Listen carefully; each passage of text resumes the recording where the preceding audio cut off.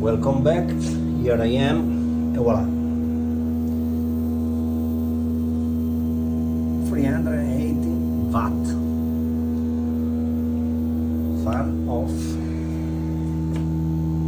Fan off.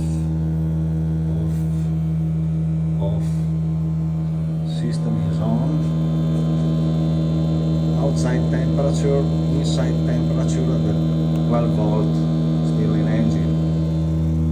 24 volt stirling engine is going.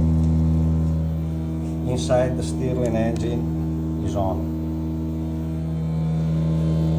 Temperature at the 24 dissipator of the 24 volt.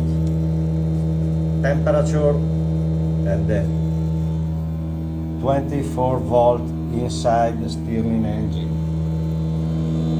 Temperature at the dissipator of the 12 volt. Okay, the dissipator of the electronics, the temperature is rising.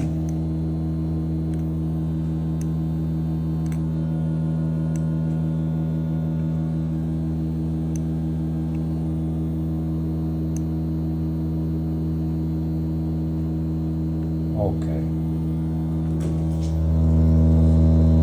Start with outside fan. Energy consumption 390, nearby 4,000 watt.